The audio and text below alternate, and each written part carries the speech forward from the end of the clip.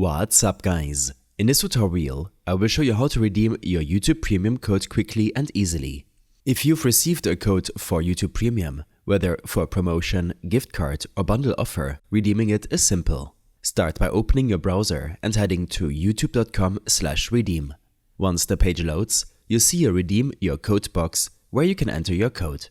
Go ahead and type it in carefully. Make sure that there are no extra spaces or missing characters. If the code isn't entered correctly, the next button will stay grayed out and unclickable. Once you've entered the code properly, the next button will turn blue. Click on it and you'll be redirected to the Google Play Store to confirm the redemption. If the code is valid, you will see an option to redeem. Select it and your YouTube Premium membership will be applied to your account. If the code is incorrect or has already been used, you will see an error message instead. And that's all there's to it. I hope this helped you out. Leave a comment if you have any questions and see you in the next one.